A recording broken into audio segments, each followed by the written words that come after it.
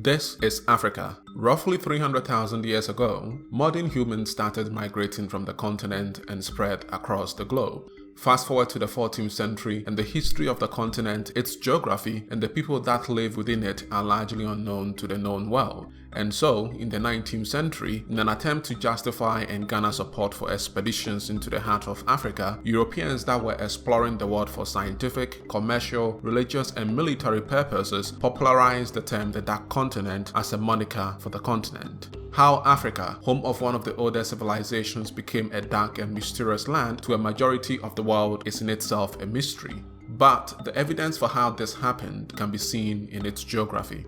Understanding the geography of Africa is critical to understanding the history of the continent and how it has historically been underdeveloped and isolated. The continent is the second largest in the world and home to distinct climates and therefore varying biomes and landscapes. To the north is the largest known polar desert, the Sahara. Directly below the Sahara is the Sahel, followed by a tropical zone that spans almost the entirety of the continent's midsection. After that is a temperate zone, and finally the Kalahari and Namib deserts, which stretch very nearly to the southern tip of the continent. Surrounding it at each cardinal point are large stretches of either ocean or seas. Throughout history, contact with the lands below the Sahel has been sparse and undocumented. In fact, it wasn't until the 15th century when maps of Africa below the Sahel started being drawn, largely due to advancements in sailing and explorations by Italians and the Portuguese. But before the advent of the age of sail and the age of exploration that lasted from the 15th century to the 20th century, accurate documentations and depictions about the lands of the world outside Europe, and specifically the lands of Africa below the Sahel, were non-existent.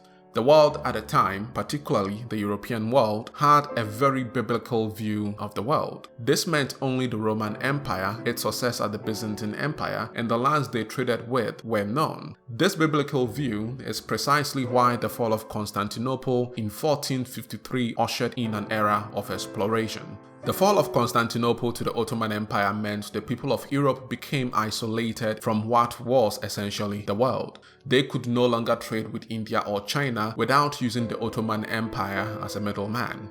This led to a drastic decline in profits and also put them at the mercy of an empire in a region that had over time grown diametrically different from Europe in both culture and religion. The fall of Constantinople also signaled the fall of the center of Christianity and the rise of Islam. This is important to note because while the European world had very little knowledge of Africa beyond the coastal territories of the Roman Empire in northern Africa, the Arabic and Islamic world had been spreading the religion of Islam and trading with Africa since the 7th century. As a result, the Arabic world had a better understanding of the geography of Africa, but this knowledge was also limited. This is because between the Arabic world and what lies below the Sahel is the massive Sahara Desert. Making the journey through this vast and harsh landscape was a task left to the hardy and determined. The intense heat of the Sahara during the day and its extreme cold during the night, combined with a multitude of dangers from animals and natural phenomena such as sandstorms, made the trek unappealing to both traders and explorers. And so, Africa below the Sahel remained largely unexplored for thousands of years. This unexpected natural barrier in the form of the Sahara Desert is the primary reason why Africa has remained isolated and underdeveloped. You see, when modern humans migrated out of Africa, they started from the south of Africa to the east and then to the north and west.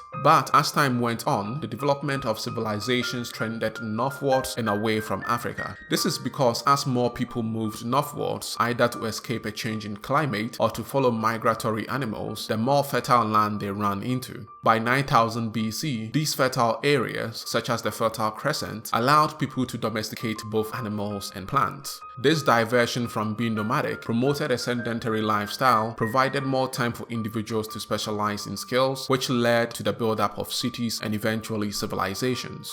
The abundance the Fertile Crescent provided also allowed further eastwards and westwards expansion into even more fertile lands, leaving Africa behind and largely forgotten when it comes to the world's economy and politics. It wasn't until the time of the Roman Empire that the demand for gold, silk, and spices led to an interest in southwards exploration of Africa after thousands of years of northwards expansion and neglect. The Romans attempted several expeditions, but only made it as far as the Sahel. They also made attempts to explore the continent by following the Nile, but never made it through the impenetrable swampland known as the Sud. These attempts were made to sidestep passing through other empires to get to China and India.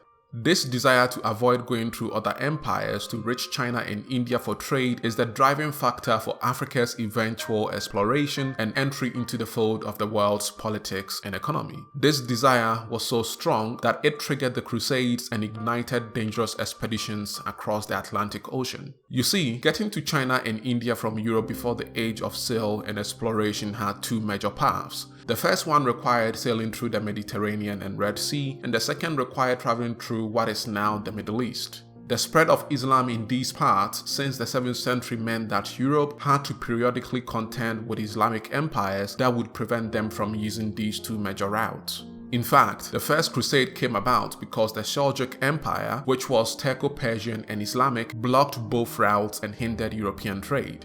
The Crusades that came after the first and the eventual fall of Constantinople to the Ottoman Empire in 1453 meant Europe was quite literally cut off from the world's economy and trade. And so, to get around this, European monarchies started sponsoring the search for alternate routes across the sea to reach China and India, ushering in the age of sail and exploration. The age of exploration led to the coastal explorations of West, South, and East Africa by Portuguese sailors such as Henry the Navigator, Vasco da Gama, and Ferdinand Magellan.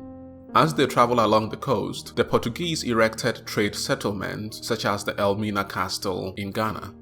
These trade settlements were eventually repurposed for the slave trade and later on in the 19th century became the staging grounds for European colonization of Africa. For so long, the geography of Africa had kept it isolated from the rest of the world, but with European exploration, the continent was brought into the fold of the world's economy and politics. By the 20th century, the continent was fully mapped and no longer shrouded in mystery, but its isolation from the world is still very much a thing and to this day affects Africa's development and relevance on the global stage. Because of this isolation, advancements in technologies and culture were and still are simply not able to spread and permeate into the continent. For instance, gunpowder, which was invented in China in the 9th century, only made its way into Africa during the 15th century as a byproduct of trade with European traders along its coast. Even in modern times, Africa remains isolated. A combination of the slave trade, colonization, and its geography have made it harder for modern technology such as the internet to have a higher level of penetration on the continent. As a result, most people, especially in the Western world, despite our increasingly interconnected world, still know very little about the continent and its people. While Africa is a huge continent, its size has left it isolated on the world stage. There's no doubt that it will overcome the barrier its geography has presented, but understanding it is the first step.